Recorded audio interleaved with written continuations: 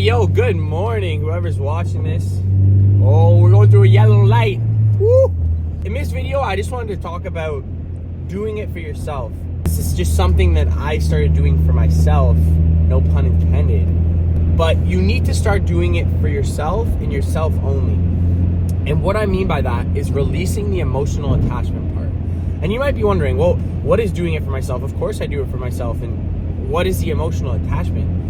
The emotional attachment is the caring about what people think, the caring whether or not, people are going to like this, or if your parents are going to approve, or if it's going to get enough likes on Instagram, or is it going to reach enough people on YouTube, or is this a TikTok that people will like? Whenever we have that emotional attachment in mind, we stop doing it for ourselves and we start doing it for everyone else. If you're just somebody who doesn't make art in general, the same theory still applies to that. And if you're somebody who's looking for a job, somebody who's looking for a career, you should be doing it for yourself. If you're going to work every day and it's not for yourself, and it's, to make your parents happy and they think it's a great job because, you're making a lot of money, you're never going to be fulfilled. For an artist, it's crucial that you do it for yourself. I recently started reading a book called The Creative Act by Rick Rubin. I'll put the link in the description. One of the best books I've ever read. I really, really like Rick Rubin. But he talks about, as an artist, it's so important that you create for yourself without the audience in mind. Because whenever you're creating for the audience, you're never making the best art. And that's that whole do it for yourself.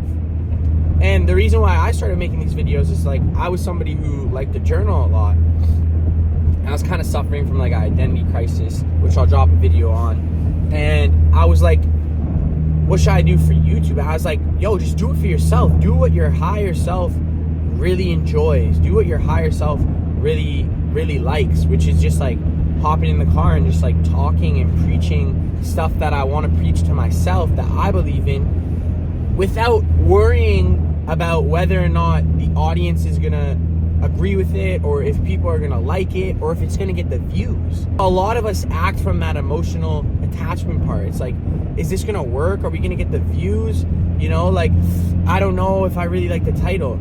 And let me know what you think down below, whether or not you disagree or you agree with, creating for yourself instead of creating for the audience.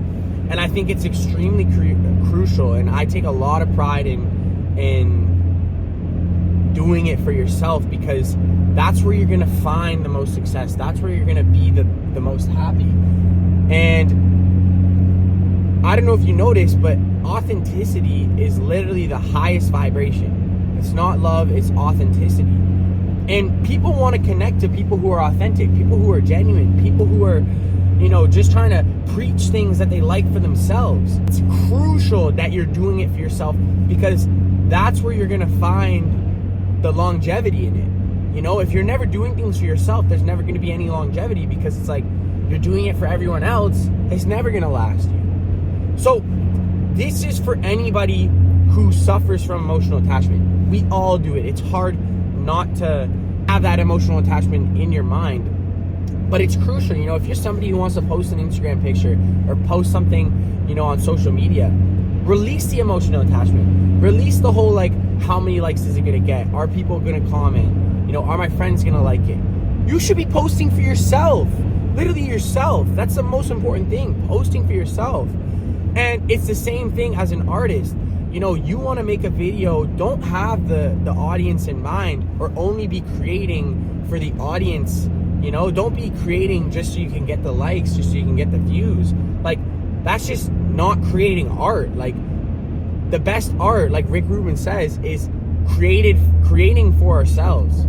Whenever we create for ourselves, we're always creating the best art, because it's authentic. There's no emotional attachment. There's nothing else in mind. Oh, I don't know if this is gonna do well. I need to change this to make sure that the audience likes this, and I need to make sure that the title's this, and it's then you just stop creating for yourself. And if you are an artist and you're watching my video, create for yourself. It's the best thing that you can do. It's the thing that you'll find the most longevity with. And your audience is gonna like it more, because when you're creating for yourself, you create to the best of the best. When you create for the audience, you're not doing that. And that's what Rick Rubin says. So this applies to anyone in life. It doesn't matter whether you're an artist or somebody who doesn't make art, or somebody who just, likes to post on social media. A lot of times we don't post on social media because we're so worried about what the world is going to think of it, what the world is going to see it as. It's like, scrap that, get that out of here, bro. That doesn't matter. You should not let that affect you and prevent you from posting what you want to post. So I just wanted to come on here and say, do it for yourself. I've been really preaching to my own self, do it for myself and not for the audience. And that's where you're going to find the most success. So I really hope for anybody who watches this video, you start doing it for yourself. Release that emotional attachment. Don't worry about what people are going to say, people are going to think, because it doesn't matter. Yo, I hope you have a great day. Do it for yourself. Whenever that emotional attachment part comes up, just do it for you.